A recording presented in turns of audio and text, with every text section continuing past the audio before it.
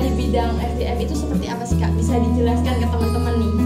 Nah, untuk program kerja Raker Agraring itu kayaknya udah biasa lah ya, udah pada sering dengar kan.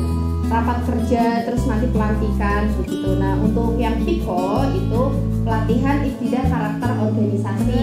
Nah, untuk PIKO yang sekarang ini jalan PIKO kelima.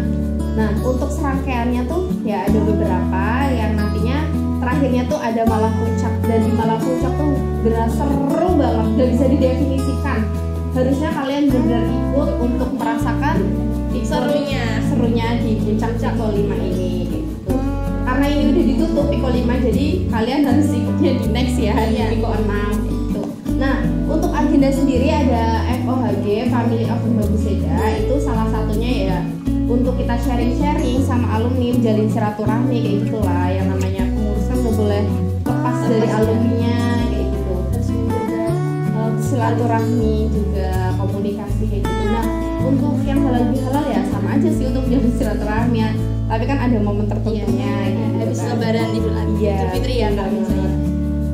Nah, untuk UMA itu ada pekan orientasi mahasiswa, itu ya kayak PKKMB biasanya ya kayak. Nah, kalau di UGRI itu namanya PUMA, pekan orientasi mahasiswa baru. Nah, itu nanti kita ngikut dari BEMU, BEMF, dan juga dari universitasnya sendiri. Kemudian ada SDM Explore, di mana SDM ini masuk ke setiap bidang yang nanti kita ada waktu tertentu untuk mengadakan SDM Explore kayak sharing-sharing, terusan nanti untuk menanyakan program kerja apa nih yang mau terlaksana selanjutnya, terus ya sharing-sharing aja lah kayak gitu. Nah, untuk kaderisasi yang tadi udah saya bilang kan di awal, nggak ada waktu tertentu, dimanapun kapanpun setiap kondisi kita selalu mengadakan kaderisasi dengan cara yang mendekatkan diri sama teman-teman kayak gitu, sharing-sharing kayak gitu, Ajak nongkrong ngopi gitu ya. nongkrong ngopi, wah seru banget sih.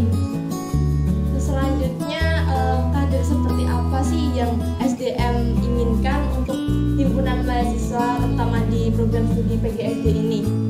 Kalau dari SDM tuh ya pengennya nyari anak-anak yang kompeten gitulah ya, mungkin punya bakat minat di Kominfo kayak gitulah, punya bakat-bakat di yang lain-lainnya juga, pelatihan, punya passion lah kayak gitu, pengennya kayak gitulah. Tapi gak menutup kemungkinan buat kalian-kalian yang belum punya passion nih, aku belum tahu passionnya apa, kalian bisa masuk juga nanti bisa menemukan passion kalian, Bisa belajar di bisa belajar. Terus pengen cari anak yang bisa bertanggung jawab dengan tugasnya, terus aktif, dan yang jelas harus satu jalan dengan visi dan misi Mbaguseda. Terus Kak Nadia ini kan sebagai ketua bidang SDM nih, mungkin ada suka duka selama menjabat sebagai ketua bidang. Mungkin kalau dukanya apa ya, bingung, kayaknya nggak pernah ada duka deh, kayaknya suka semua karena Ada suka iya suka semua karena memang dari anggotanya tuh enak-enak banget buat diajak kerja, terusan anak-anak pengurusnya tuh. Oke, Kak Nadia sendiri sebagai ketua bidang SDM ini mungkin mempunyai suka duka ya dalam menjalankan tugas atau tanggung jawab sebagai ketua SDM. Bisa dijelaskan mungkin suka dan duka selama menjabat sebagai ketua bidang SDM?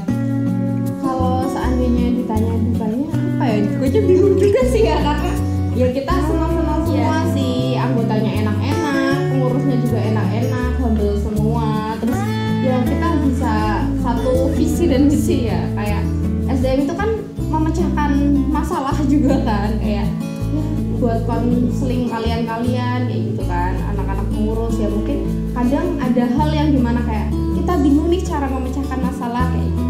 Ya mungkin itu sih dukanya ya. Tapi untuk semuanya sih kayaknya lebih banyak sukanya lah ya. Kalau dukanya sedikit banget sih. Terus nih Kak Nadia, biasanya kan ini di setiap organisasi, terutama di himpunan mahasiswa ini kan pasti ada nih masalah-masalah gitu.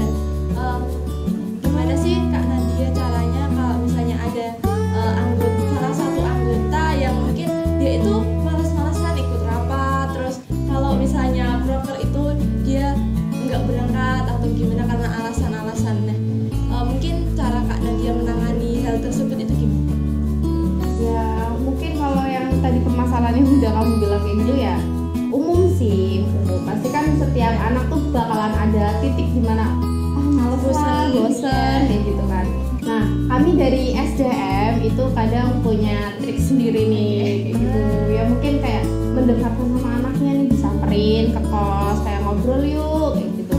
Kenapa sih kok kamu berada di titik bosan ini tuh, kenapa, atau kamu punya problem apa nih kayak gitu ya.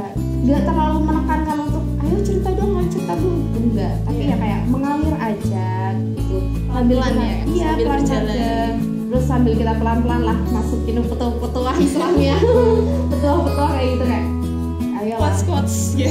Ayolah gitu, kita semangat lagi bareng-bareng kayak gitu lah. Oke, terima kasih Kak Nadia sudah mau meluangkan waktunya di acara ngobrol bareng Nalasena kali ini. Mungkin dari saya cukup sampai di sini. Jika ada salah kata dari saya,